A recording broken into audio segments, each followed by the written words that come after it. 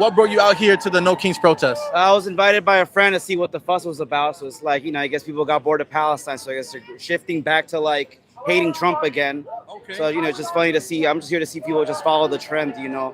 So you said that, and it kind of made me smile because I did notice that people may sometimes spend more energy on one, and then when that kind of dies down, they go back to the other. Pretty much. So, as I look at you, I see someone who may be indigenous to this land. Yeah, Is that true? I was born here, so technically, yeah. My family's from Mexico, but I'm technically indigenous here, so yeah. So how do you feel about the whole No Kings protest today? I feel like they're just getting paid to be here because obviously someone's funding this. Even last year, like it was funded by the Democrats. You think money is going into this? Yes, it is.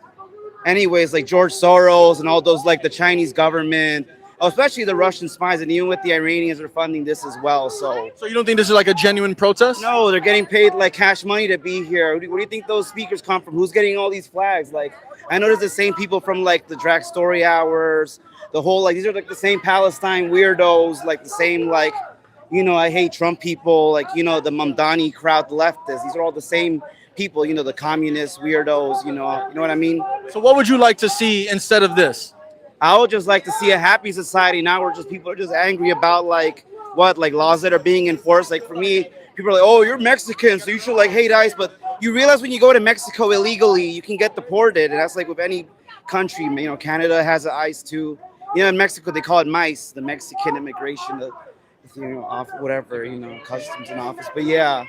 So how do you feel when, since you're Mexican, right? How do you feel when Mexicans come into the United States without the proper procedures? It's annoying because obviously, you gotta wait in line and stuff. People spend 10 years, 20 years just to be in the system. Some people get here in visas, even immigration stories. One of my sister got married, so I had to be the sponsor to the husband in Mexico. So I signed the paperwork. He got expedited into the U.S. for to work and partake in society, pay taxes and be a father and whatnot. You know what I mean? Okay. So it's I had to sign the tax documents. Be like, hey, yeah, he can come here.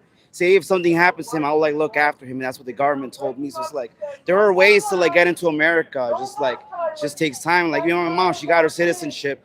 It took 10 years. She took a citizenship test. She followed the law and she paid her visa. She made sure she was a permanent resident. Also, remember how they used to have the alien cars or it's back then in the 90s, they were just called aliens. Yeah, my mom has been deported and guess what? She climbed right back up again since she tried it harder. So then are you pro or anti-Trump? I like Trump. He's pretty cool with all these policies, this ending the war and stopping wasteful spending. It's weird, it's all this tax dollars, especially anyone who pays tax, they're gonna be more critical to what is being put in the system, So you being a Mexican American, right? Uh-huh. Other Latinos may look at you and may say, okay, if he's Mexican American, he's pro-Trump, he's a traitor. What do you say to them, or how does that make you feel? I think they're retarded because it's what? So it's the brown man can't think for himself. It's what? Just because of the color of my skin, I gotta think a certain way. I gotta hold a certain political belief. What? I gotta support terrorism with the Palestine crap, and I gotta support kids being transgender at the age of 2. These are the same weirdos that want to make kids go trans, and ironically, with those keffiyehs they wear, being trans is illegal in Palestine. Being gay is illegal. They're the same gay rights groups. It's all weird. All these funny principles. They don't even know what they want anymore. So that is another hot topic, the whole transgender conversation. Mm-hmm. Can men transition to being women? You can try, but you're not gonna have a period or get pregnant. I've been around transgender people. They take medication. For them, I guess it's an aesthetic choice. I get it. If you want to be trans, go ahead. It's more power to you. So, but just don't push it on the youth because that's a little weird. I've actually had conversations like that where people are not. They support you doing whatever you want to do, Mm-hmm. but they don't support the idea or the conversations being pushed or promoted to children.